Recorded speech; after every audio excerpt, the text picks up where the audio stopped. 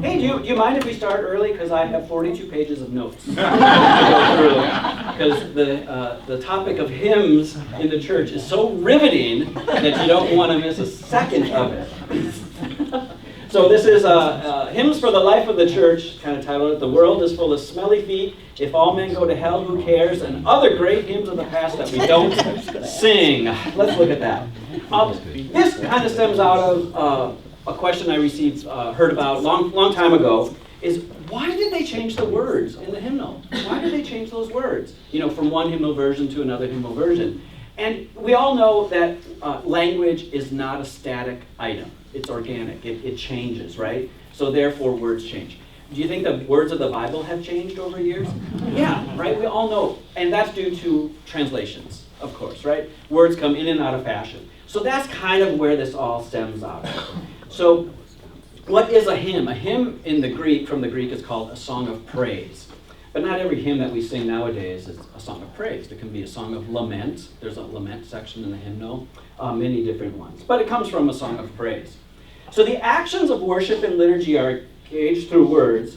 Words narrate the gospel. Words give explicit Christian interpretation to otherwise commonplace rituals. For example, as today, a bath becomes a baptism. A handshake becomes a sign of peace. Dinner around the table becomes the Last Supper that we share in community. In worship, a good number of the words are sung. Christian liturgical language reaches out for melody and rhythm. The holy, holy, holy kind of just lies on the floor if we don't sing it.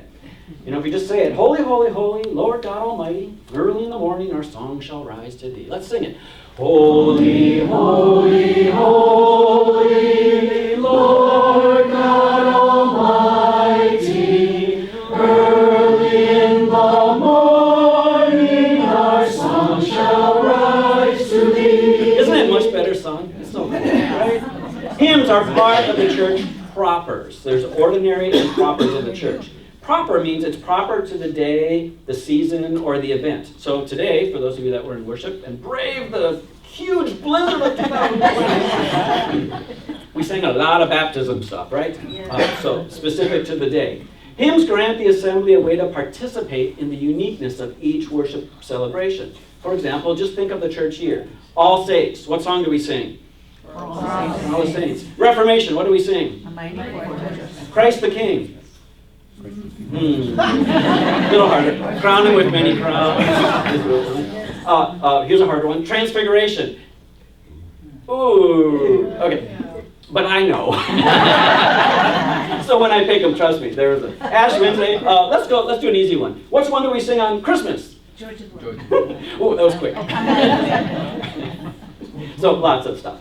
It's almost impossible to imagine the church without the hymns that we sing. They are so intertwined with the life and thought of worship. Hymns can have a number of functions in the life of the assembly. They give us a voice, and they are instruments of instruction, for example.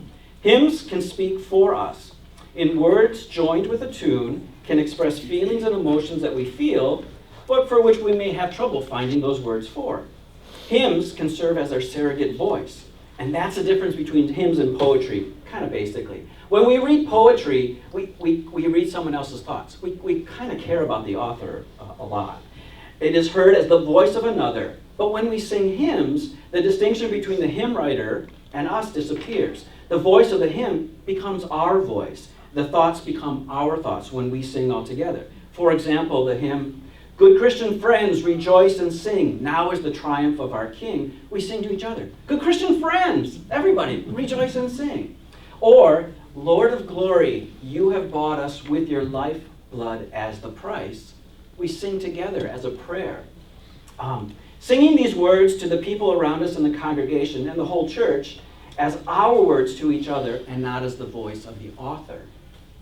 They can also teach us doctrine. The hymn, "When the Virgin full of grace, by the Holy Ghost conceiving, bore the Savior of our race, and the babe the world's Redeemer." There's a lot of theology in those two little lines that we all sing together, that over years and years we learn. "For Christ bore our sins and not his own when he on the cross was hanging." Again, a whole lot of theology in those few little words. God in three persons, blessed Trinity. They can teach us ideas of praise, beauty, love, and caring. For the beauty of the earth, for the beauty of the skies, all things bright and beautiful, all creatures great and small. They can give us a new understanding of the stories we know. Blessed are the innocents, Bethlehem's own, killed by a tyrant who clings to a throne. And then taking it into the modern age, not just by Herod, not just long ago, here and today, voices cry from below. Powerful. They can give us a new understanding. In this hymn, Jesus said our God is like a shepherd who has lost a sheep, a woman who has lost a coin, a father who has lost a son. We all know those stories. Have you ever thought about how those three stories of lost all come together in one? And all of the end, I found the lost, my son came home. Rejoice with me. All three stories kind of are woven together, and then singing this hymn brings you kind of go, oh yeah, the sheep and the prodigal son and the coin, they all kind of go together. Again, we're learning something. They teach us basic music reading. As a musician, they teach us quarter notes, eighth notes, rests, how that all works. And whether the congregation knows it or not, they're actually learning something. And this is why I believe that we don't put just words in the bulletin of the text to sing. We put the notes. So at least people can kind of go, oh, it goes up or it goes down. Gives you some idea. As a musician, when they just put the words up on the screen, and if I'm at church, I'm like, I don't know, right? So that's what we do. They can give us a little laugh or pleasure in their teaching. Think about a seated congregation singing, stand up for Jesus. This one's good. Remember all the people who live in far-off lands where children wade through rice fields and watch the camel trains. Some work in sultry forests where apes swinging to and fro. That's kind of fun. This one, I sing a song, I'm Saints of God. This is very English, right? If I had an English accent, I do it. You can meet them in school, in lanes or at sea, in church or in trains or in shops or at tea. We know, some of us remember the LBW that had the hymn Earth and All Stars. It's not in the ELW. It didn't make the transition. But it had that verse, classrooms and labs, loud boiling test tubes. And when that first came out, I'm like, oh no, we are not singing about test tubes in church. What? It was really a break. It was like, wow, you could do that. It's funny though, that hymn kind of went, kind of has disappeared a little bit. And the tune, Earth and All Stars, is now paired to an Easter text that we sing that works much better. Okay, detour. On a sidelight, For All the Saints, we all know that as a classic, right? When that first came out, the tune is Sine Nomine, written by Ralph Vaughan Williams, and it was considered too jazzy. Oh no, we cannot do that in the proper English cathedral church. No, not at all. And it was jazzy because it has a walking bass line, so that was considered jazz, and therefore, horrible. I just can't even imagine not singing that. We have a great hymn that speaks of our silence, which we cannot do because we're singing. Let all mortal flesh keep silence. That should be the end of the hymn, really. They teach us understanding of language, form, and meter. So here I raise my Ebenezer. And of course, we all thought of Ebenezer. And as a kid, you're going, okay. And then when you read it up, a stone altar from Jacob, which signified that God has brought him thus far, the Ebenezer. So they can do. Now, all right, we're going to go down this path just for a little bit. All right, this is. Okay, you ready for the detour? This is under construction detour. What are all those numbers that are on the bottom of the hymn? They're meters. So go back to your English and poetry and iambic pentameter. That's the only one I know. Oh God, our help in ages past and amazing grace have the same common meter. 8686. Oh God, our help in ages past, our help for years to come. Right? Okay. So all hymns have some type of meter. Some are so odd that we don't even count them. But you could mix these two up. So you could say, amazing grace, how sweet the sound that saved a wretch like me. I once was lost, but now I'm found, was bound, but now I see. Or you could do, I have to think about this. Oh God, our help in ages past, our hope for years to come. Right?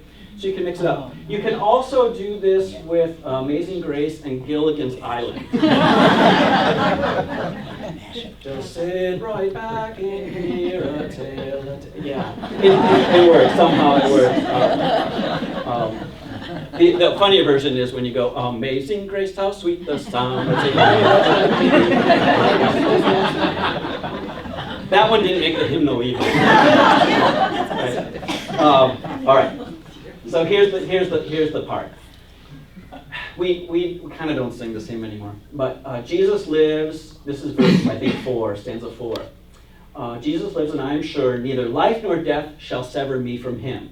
I shall endure in his love through death forever.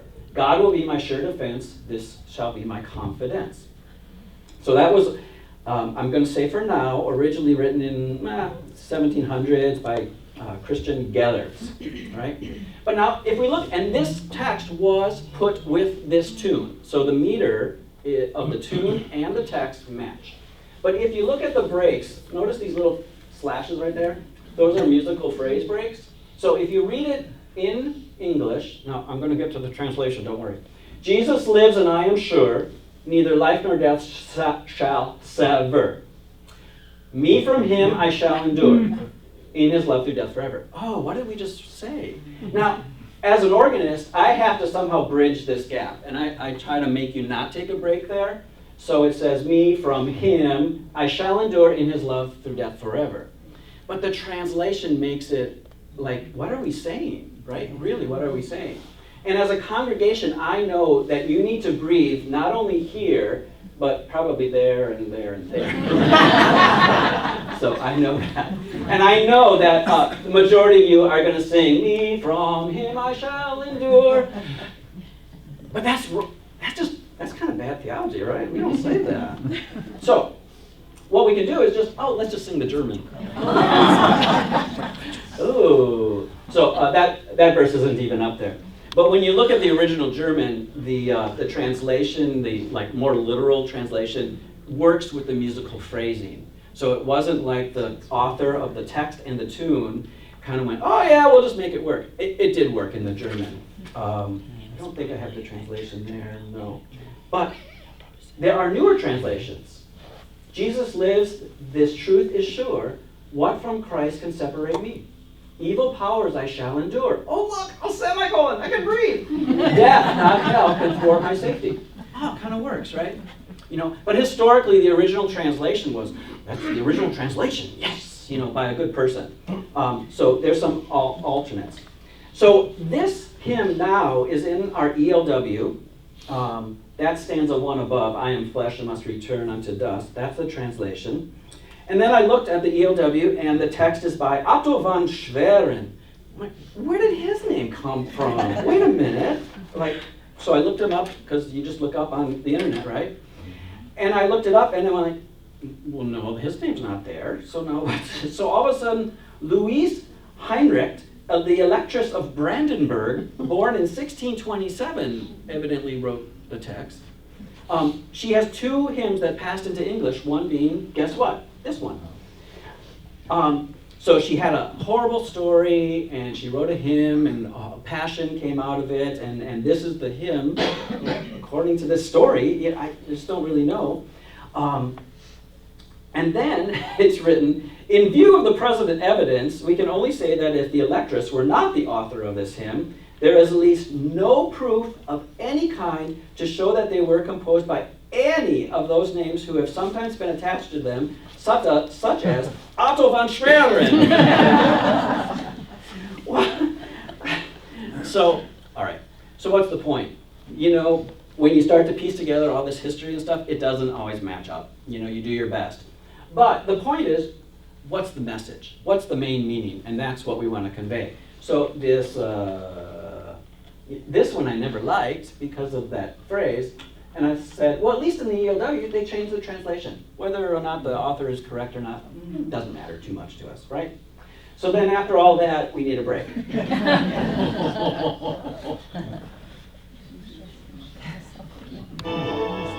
here, I got hymns here. Get holy, fresh from God's brain to your mouth. Now, please rise for our opening hymn.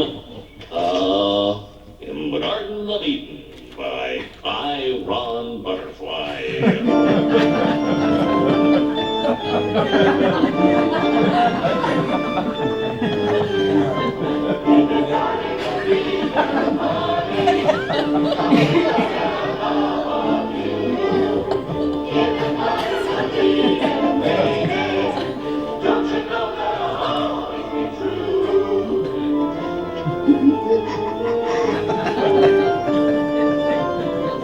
Butch, remember when we used to make love to this hymn?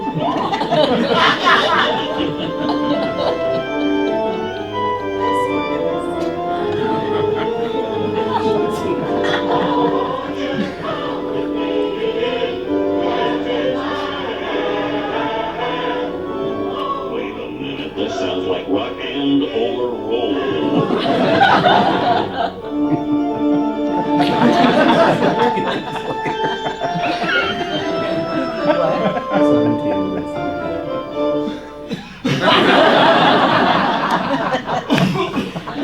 Okay, let's go back to it. I really do think about when I pick the hymn, whatever I put in front of you, you sing. So you have no choice. So what I try to put in front of you is worthy. Hallmarks of congregational song. In writing hymn text, noted author Susan Powell-Cherwin called for 7 questions of what makes a hymn text relevant, good, worthy. Is it true? Are there inherent truths in the words? Is it beautiful? When God created the world, God said, Tov, T-O-V, beautiful. Is it excellent? God gives us skills and asks for excellence. Does it give glory to God? Are we uplifting God or uplifting ourselves? Can it bear the weight of mystery? Well, that's very Catholic. But does it present God as not entirely knowable? I had to think about that. Because we can't know God. Does it present God as somebody that we actually know, yeah, absolutely for sure, or somebody that we really can't understand? We just get a glimmer of what's out there. Is it appropriate? Does it speak for more than one? Does it respect the indigenous voice of the congregation? Does it replace something of greater worth? The answer, Susan's answer should be no, because we can dismantle that past by our efforts. She was asked, she mistakenly understood when she was asked to write a hymn version of Psalm 90. And she's like, I can't do that. I don't know what to do. Because this is Psalm 90. This is the top shelf Psalm 90 version. And she's like, how do I rewrite, Oh God, our help in ages past? I mean, she just didn't know. So she was fortunate. She was happy to hear, oh, no, we have the wrong one. So that's good. A vast collection of hymns through the ages. So we're going to get to some fun stuff, just in case you're bored back there. The church's collection of hymns is an ecumenical treasure. In the hymn singing tradition, hymns become central to the people's faith and devotions. Hymns are the primary way that the congregation appropriates the liturgical year and theological imagery.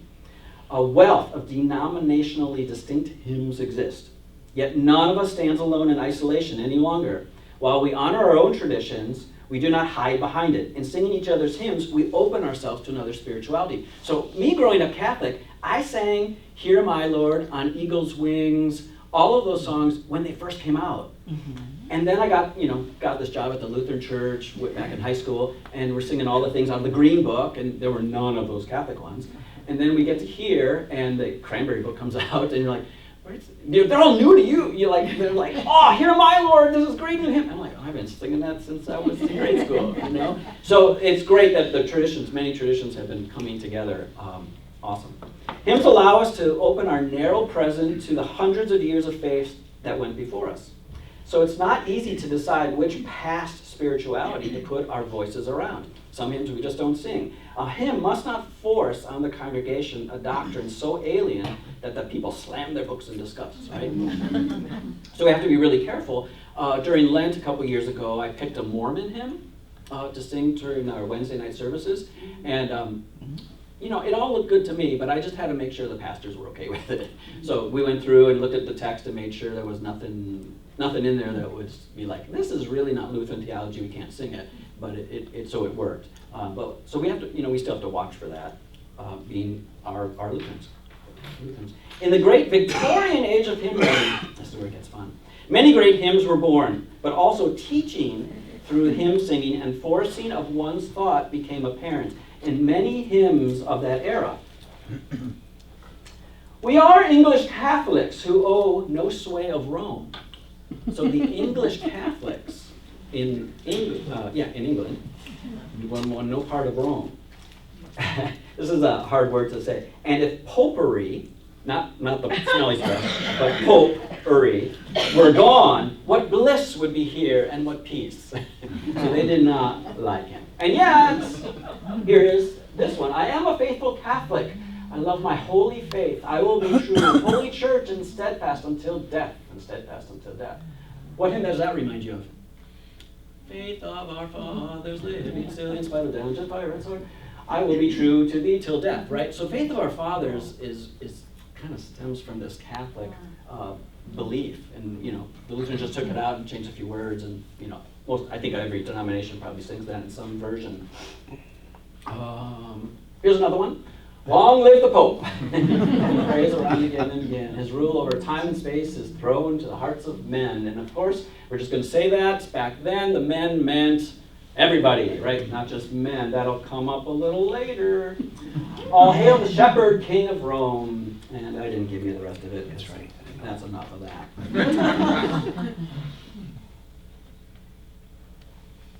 There it is. Yes! You made it! Some hymns are marked by images now offensive of language that is just a little sexist. Just a little. Just a little. 19th century hymn, if men go to hell, who cares? So let's just listen.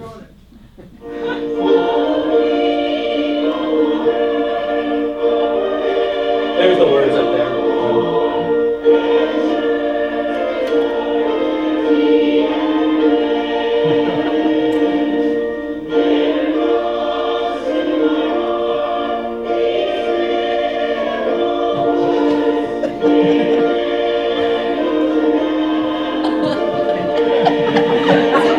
Join in, right?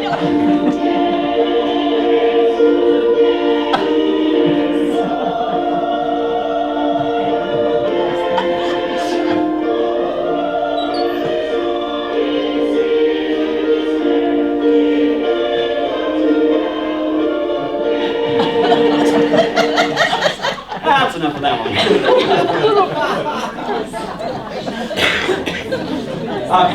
I guess we should sing that on Women's Sunday.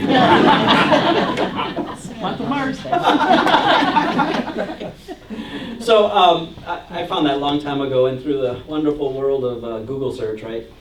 It comes up a little more often now. It's awesome. But I was trying to find, what is the meaning? I mean, what's the true meaning of this hymn, right? Now, we get that men being everybody, so we get that. But some of the comments that came on this hymn, and in all seriousness, I always took that hymn to be a stirring to the singers and the hearers to care about someone else's faith. I'm sure that's what the hymn writer meant. Like, who cares? Like, who will care? The intention, I know, is to prick the Christian's conscience for them to say, I care. Who cares? I care. I care. But the constant repetition of who cares and then somebody responded to that. I think you're correct, but also bear in mind that this was written in 1939. The phrase who cares maybe had a different connotation back then than what we think of, because we're like, oh, who cares? Right? And we just kind of throw it away. We throw it away. It may have been an earnest inquiry rather than a flippant expression as we now use it. And the person said, at least I like to think that's the case. So, interesting one. Here's one from the book or the organization, the National Temperance. I should have looked that one up more. No drinking. Pardon? No drinking. Oh. Yeah. And something else. Hymns tackling a widespread addiction. What gives the breath an awful smell and hinders one from feeling well? A single word the tale will tell, and then the refrain must be tobacco. This is called Quit Your Meanness. I know it's kind of hard to read some of the words. I used to drink my toddy whenever I saw fit, But when I got religion, I thought I'd better quit.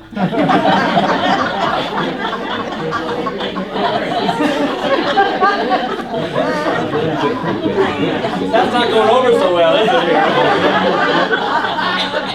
I used to vote for license and argue too for it. But when I got religion, I thought I'd better quit.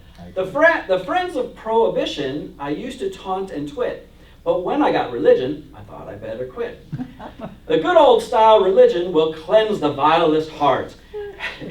You're sure to quit your meanness when once you get that sort. There's a heart, yeah, all quit. When you quit, all meanness will quit.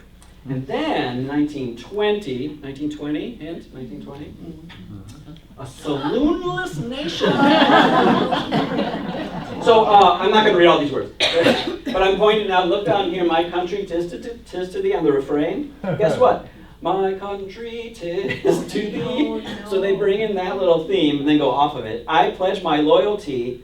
With ballots plenty, in 1920, a saloonless nation we shall be.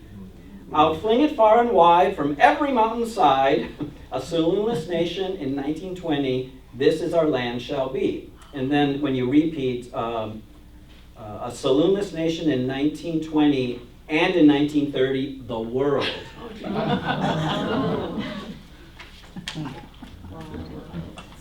I'm not sure what Sunday that one fits.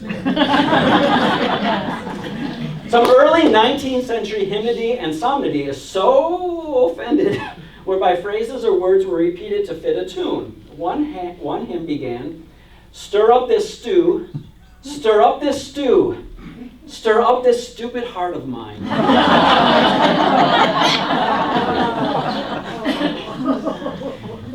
You thought that's a groaner. This one was known as the Spinster's Prayer. Oh, for a man, oh, for a man, oh, for a mansion in the sky. One more. Oh, take thy morning pill. Oh, take thy morning pill. Oh, take thy morning pilgrim home. Morning being, I'm in mourning, not mourning. We're going to see some modern versions of that same thing a little bit later. So, we'll just go to a different slide there. Needless to say, bad hymns exist. But it's relative, right? Who considers bad? That's not me. Okay. But one of the advantages of hymn singing in church is that most of the really bad ones have been filtered out the circulation through the decades and even centuries of scrutiny, right? The cream rises to the top for the most part. We also have a clear disadvantage. Those bad hymns that do remain do so because they found a stronghold in our hearts and repertoire that is not easily broken. So I am not going down the path, because I thought about it. Hey, name your favorite hymn. Hey, name your most, your hymn that you don't like. Because, the opinion would be widespread, right? And when people ask me that, I'm just like, well, it's whatever hymn I'm playing at the moment, right? I'm at a disadvantage of that because I really don't want to ever have to play How Great Thou Art or Amazing Grace too many more times because I just play it so often. Yeah. So for me, I get that. So when I get new hymns that are really good, I get more excited about that stuff. So. Examples of bad hymns were originally found in hastily published and overlapping volumes that were peddled for like the para-church activities, so outside of the worship service, but these prayer services. There was very little theological oversight, if any. They perpetuated a lot of folk theology and sappy and sentimental tunes.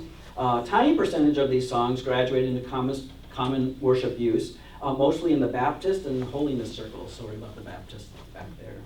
Offended you. There are reasons why a hymn would make this list. So some generalities are, it's theologically weak, right? In other words, they aren't bad, they just have no theological value to them for us. They're theologically chromatic.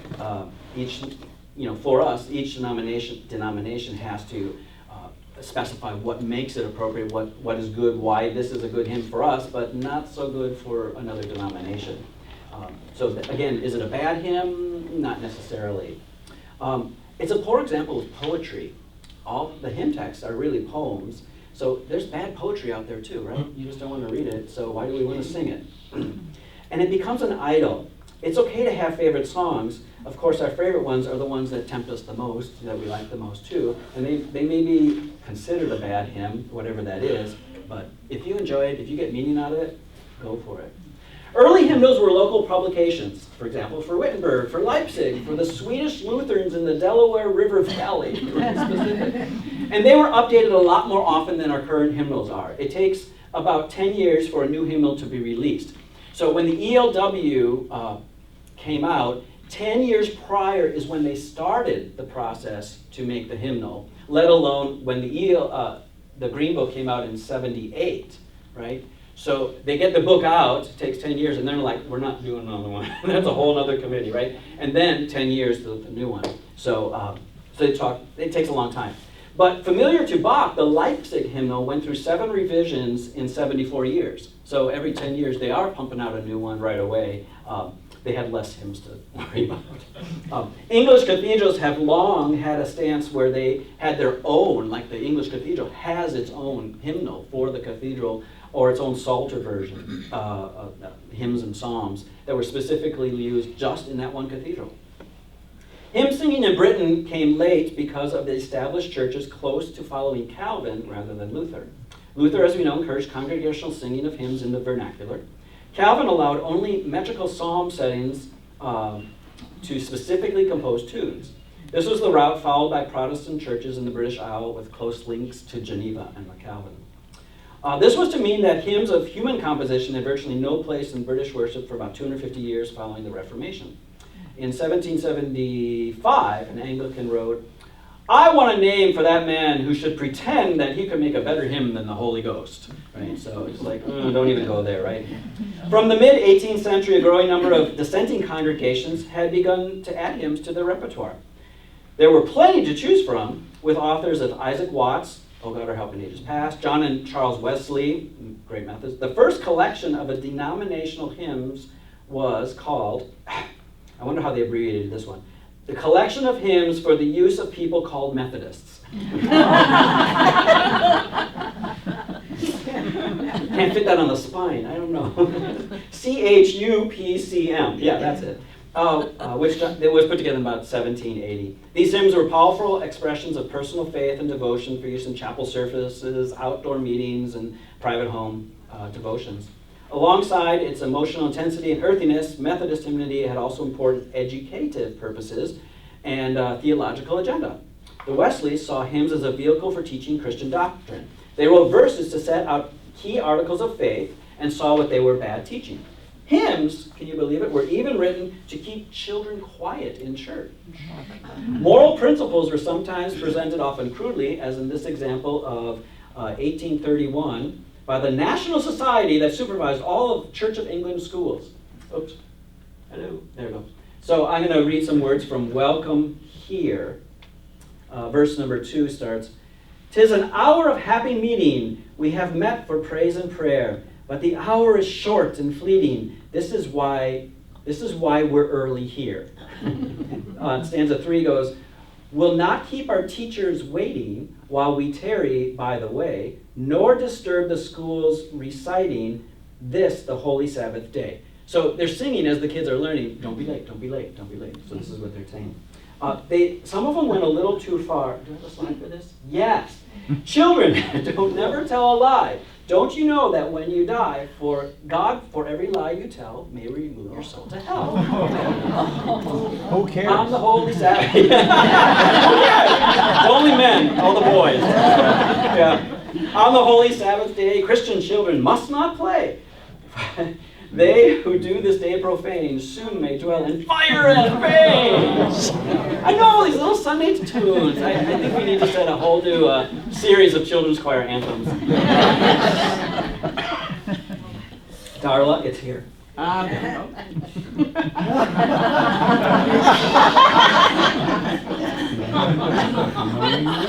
Read it all. Read it all. It's good. Okay. All right. So when I first found this years ago, it was it said something like it came out of some Baptist tradition or some evangelical tradition. And I'm like, this just that can't be. But the wonderful world truly of the internet and people posting everything and all this together. So the Bells of Hell Go Ting-a-ling-a-ling is from a play that's called Oh, What a Lovely War. It's an epic musical developed in 1963 in New York, I think. And it's a satire on World War I, and by extension, a satire on war in general.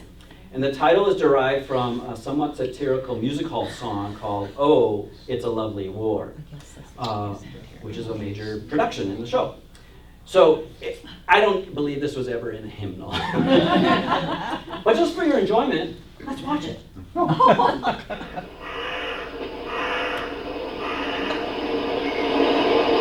that's the lot then. Right, lead them off, Corporal Smith. Right, let's get back to the top, lads. Lead on this file. Oh, west! The bells of hell go sing-a-ling-a-ling for you, but not for me. And the little devil comes sing-a-ling-a-ling for you, but not for me. Oh, Watch the commander. It's like sing-a-ling-a-ling, oh, great thy victory. Sing-a-ling for you, but not for me. The bells of hell go sing-a-ling-a-ling for you, but not for me. No, it's not Mel Brooks. Oh, get married, like sing-a-ling-a-ling, oh, great thy victory. Oh, bells of hell go sing-a-ling-a-ling for you, but not for me. So Linda, do you think Bell Anthem? Darla could sing it as a solo? That's potential. So I was happy to hear that that never really made a hymn version of it. That's a long name for a piece of And we know satire can be a strong political statement. Now, this next one, Israel. Here we go. Can you read that? Oh dear. Oh dear, someone read it. There's crap on the door. It's right there. Yeah. Yeah. This is actually an old hymn. It's Presbyterian collection. There was likely a printer's error in this. And the word crap was supposed to be crepe. C-R-E-P-E. Oh! So now you all know what that means, right? Do you? Well, I mean, you know what crepe is. Mourning. Yes. So often folks mourning loss would put black crepe to mark the death. And for whatever reason, a careless or devious intention, it was printed as crap on the door. And it obviously didn't get fixed. I love to imagine the little congregation at this church faithfully chanting away so they get to heaven where there's no crap on the door. And really, you just need to hear it.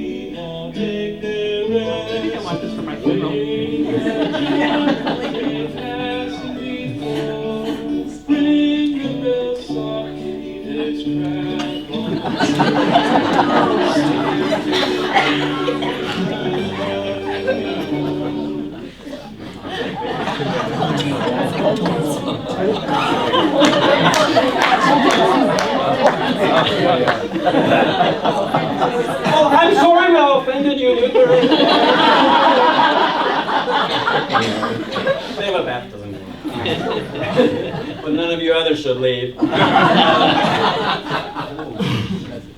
You know I could not teach this class in a Wisconsin synod. No, you couldn't. For various reasons. Just to go back to typos, misprints, they happen, right? Even Linda found a typo in our ELW, one of the composers, right? How old was he? Well, according to that, he would have been 125. Yeah. So, you know, little things come up. There's mistakes. That's life. We're human, right? Many of you probably know about the 10 Commandments in a version of the Bible. And number 6, I think it is. It was called the Adulterer's Bible. You know this? Thou shalt not commit adultery. The word not was omitted. Shalt commit adultery. There's very few of those that still exist because they round those up pretty quick. But, I mean, that's an obvious, like, whoops. Think about all the not obvious whoops that occur in all of these translations of the Bible, of the hymns, of everything that goes on. So we can laugh at it, and obviously the person singing the song is making fun of it too because it's just funny. Yes, I certainly attended polka mass. Anyone else? They're kind of fun. Old-fashioned sermons, old-fashioned hymns. I think the pole dancing gospel hymns, that whole thing might just be a joke. I'm not quite sure. But let's get more craziness.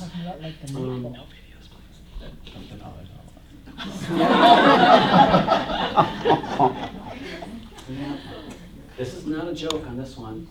And the introduction to the song is by somebody who you may know who's still in the news.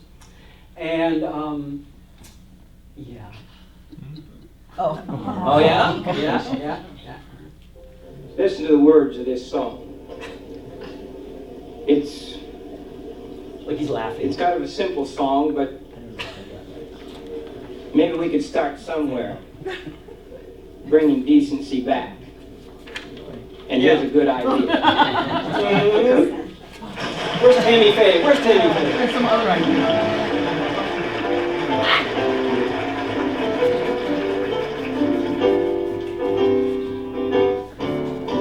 His name is voiced in every conversation. He's now become a superstar. Jesus Christ Superstar was released around this time. With all the curse it's bringing to our nation, as men profane his holy name each day.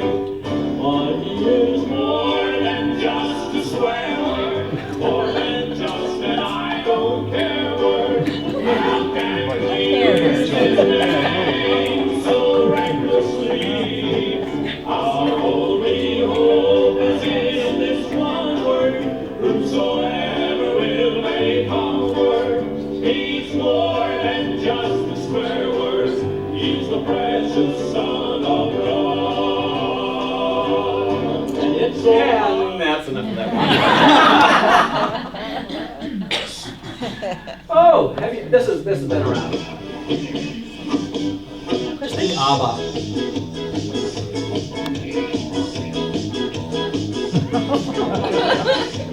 Jesus is a friend of mine. Jesus is my friend. Jesus is a Donny Osmond there. Jesus is a friend of mine. Jesus is my friend. Jesus is a friend of mine. He taught me how to live my life as it should be. He taught me how to turn my cheek when people laugh at me. I've had friends before, and I can tell you that he's one who will never leave you flat. Jesus is a friend. Stop. We're kind of off the path of hymns, right? But praise choruses, praise music. Enjoy this. Think I'm going through. Think I'm going through.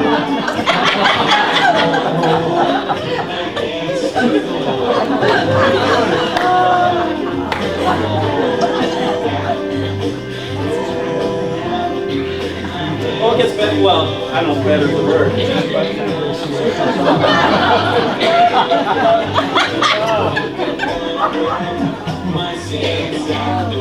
Everybody!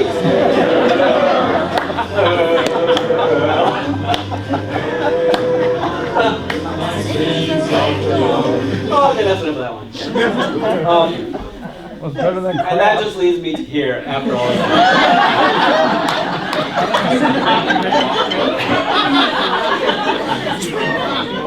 And it's supposed to be done clearly. Clearly. Because we can have fun too, right? That's a joke, of course. Many, if not all, of these kind of hymns should join our academic museums and libraries and just come out for talks like this. Although hymns give us the occasion to sing images and sentiments that we would not speak, as we talked about before, we maybe shouldn't consider to sing what we consider absolute untruths. I don't know about that. So now, hymns and society. Texts dealing with social issues have been around for quite a while. In 1838, Hymns for Anti-Slavery Prayer Meetings was published. In 1840, Social Hymns for the Use of the Friends of the Rational System of Society. Okay, so again, that's the title.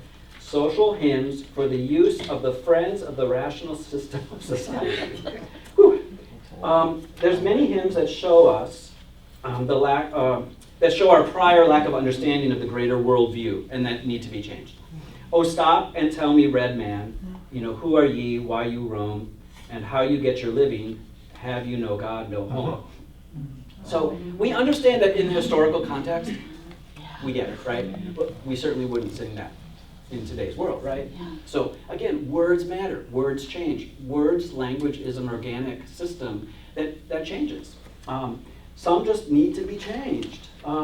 This hymn, Jesus shall reign where the sun, we do that, and I know it's really hard to see, but in one version, while Western empires own their Lord and savage tribes attend his word.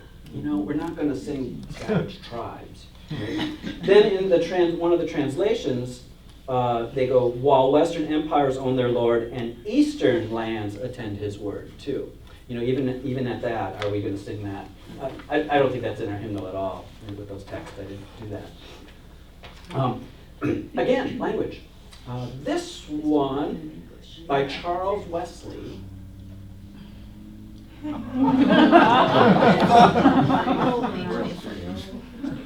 There's a reference I can't even share in public. One of these. But it's good. Shall find that the Lord has bowels too. That's how we put crap on the door.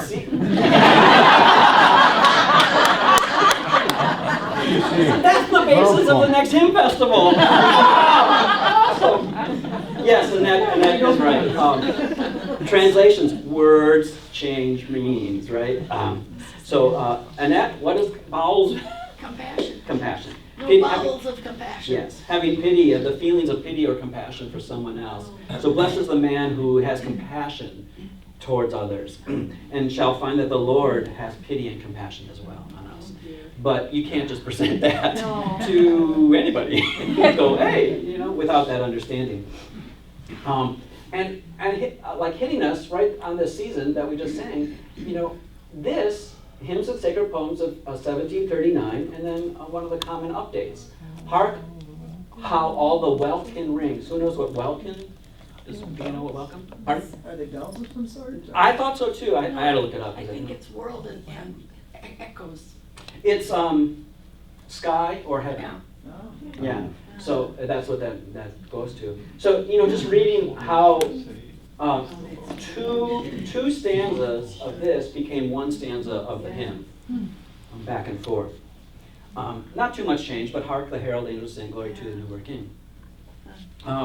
Another famous one is, well, we sang it. O God, our help in ages past. It's not O God, our help. It's our God, our help in ages past. That's the original. It's O U our.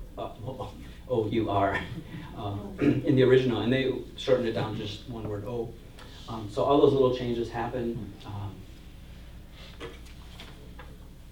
So now we come to hymns of today and tomorrow.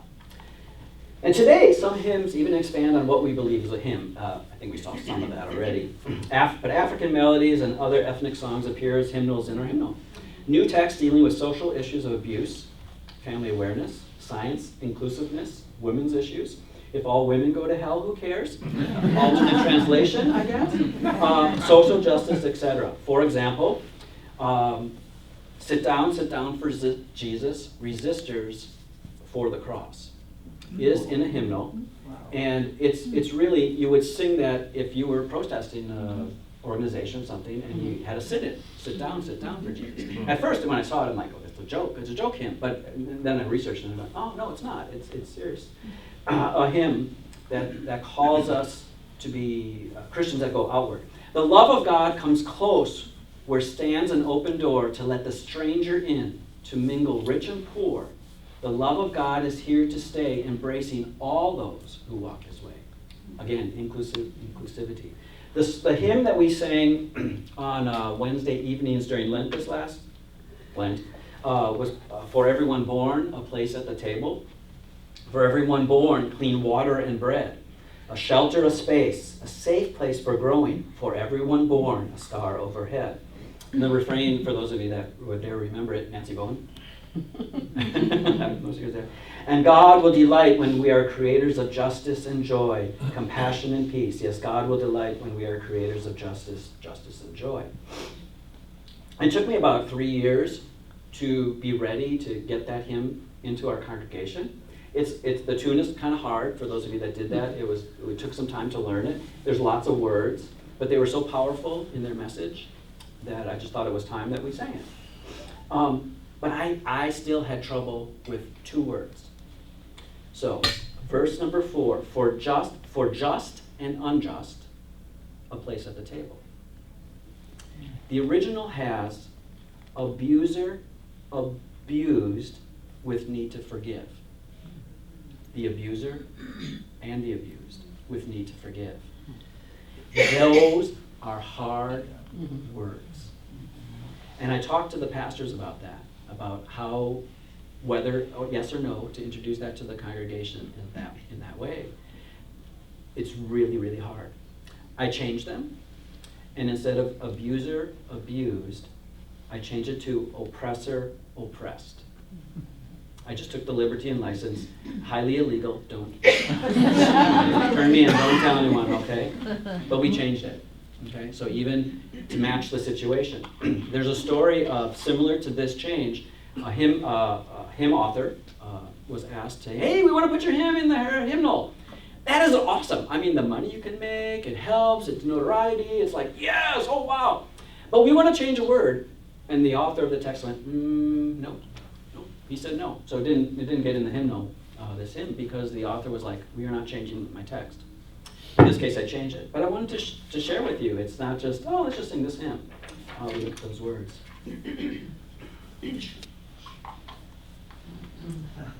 The world is full of smell. The world is smelly. The world is full of smelly feet. Christian songs for cool kids. So obviously, there's a book that has these Christian songs for cool kids. The actual page of music is out of a hymnal, so they're not the same book. So the world is full of smelly feet, weary from dusty street. The world is full of smelly feet. We'll wash them for each other. What image does it present? Monday, Thursday, foot washing, the whole thing, right? So in one way, they're kind of teaching the kids, this fun way to wash your feet. Yeah, take a bath. But I had trouble when I read the verse there. Jesus said to his disciples, in quotes, wash those weary toes, do it in a cheerful fashion, never hold your nose. I'm not sure Jesus at least my version of the Red Bible, doesn't have that quite in there. So I kind of, we kind of get it, but would we sing it as adults on Monday, Thursday?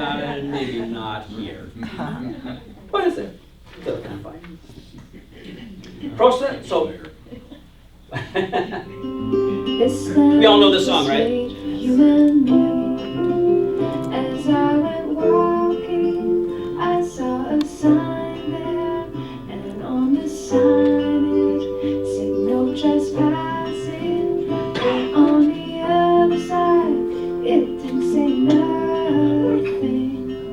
That side was made for you and me. Yeah, think about that. This land is your land, this land is my land. From California to the New York Island, from the redwood forest to the Gulf Stream waters. This land was made for you and me. In the shadow of the steeple, I I saw my people by the relief office. I've seen my people as they stood there hungry. I stood there asking, is this land made for you and me? Nobody living can ever stop me as I go walking that freedom highway. Nobody living can ever make me turn back. This land was made for you and me. This land is your land. This land is my land. From California to the New York Island, from the redwood forest to the Gulf Stream waters. This land was made for you and me.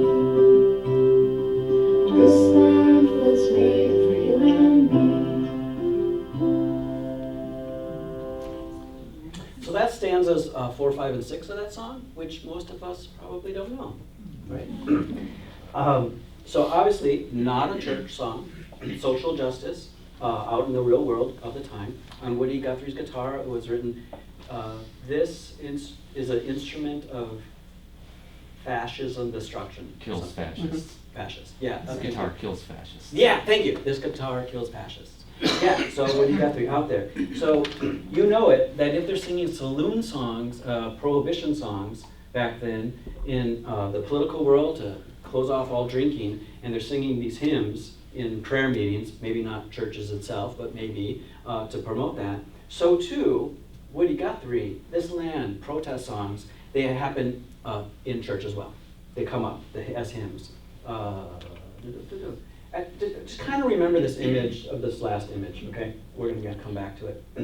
Oh God, we grieve the hatred, ugly racist fear that hurts our common living and harms those you hold dear. For Muslims who were gathered to worship and to pray soon found their lives were shattered as violence filled their day. Number 3, we grieve our lack of courage. We tolerate the wrong of people who are racist. We simply go along. We let the fear continue. We're slow to challenge hate. We say, it's not our issue until it's too late. Next song, Sing a New Song into Being. Verse number 2. Sing a new world into being where each gender, class, and race brings its rainbow gifts and colors to God's limitless embrace. Where the lines that once divided form instead the ties that bind. Sing a new world into being, Rick's transforming hearts and minds. Where the lines that once divided form instead the ties that bind us together. What imagery is there that's so great?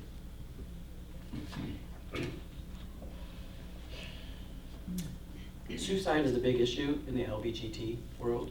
And this is a hymn that came out of a hymnal that's been released this past year of that. When you feel change might be hopeless, when you're giving up on God, when you feel you're not worth saving, that your beingness is flawed, when your prayers seem unanswered, not a sound from the divine, maybe you have been mistaken, God is sending you a sign. Years and years begging for turning into something that you're not, the wrong prayer you've been praying, you are not God's afterthought. You are made as God intended. You are perfect, flawless too. May each one of you remember nothing severs God from you. You are worth more than you realize. You are wonderfully made in the image of our mother, father, parent, all the same. Don't let doctrines of our churches use the word to misconstrue, for it's written in the scripture, surely God delights in you. I wanted to close with an image of, church, hymn singing, what it was, and this kind of a classic, nostalgic version. But that's not true anymore, is it? Look at the picture. How much diversity do you see? The only thing I see is old and young. That's it. That's it. I think the church is this, more along those lines, when we look at it. The distinction between hymn writer and the singer collapses as we use the words of another as our words. We are united with the author and the author with us. When a congregation sings a hymn, the process is expanded. Each individual is united with the others as they join in the common enterprise, and unity is fostered and expressed by the singing of the hymn together. Hymns unify our congregation and can be a sign of the unity of the whole church. Hymns that are sappy, trite, small-minded probably will not succeed, but profound texts, enduring melodies and rhythms will enable the congregation's full participation in worship, reaching all at many levels. And that is such a tricky part, because not everybody is at the same level in their spiritual journey, right? But as hymns, we have to do a balance, up and down. I see your hand, we're going to get to you, okay? Thank you. Whether the hymns we select are over a millennium old or new this year, whether they were written by one of the church's saints or by a hymnal committee, whether we sing the hymn throughout a season or appointed just once a year, let the words of our hymns be worth singing. Let our hymnals be treasure chests, overflowing with various jewels that it's difficult to choose between the diamond and the opal, just as the diversity of a church should be. Thank you very much. That's all I have.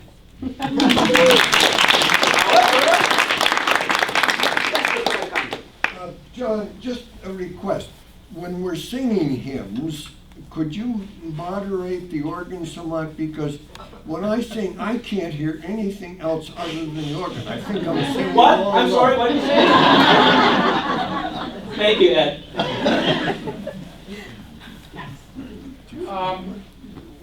When you talked about poetry, good poetry and bad poetry, when you have an original hymn in German and it rhymes beautifully, like Silent Night, Stille Nacht, Heilige Nacht, and then you have it in English and it rhymes beautifully, that's really something. It's one of my favorite Christmas ones.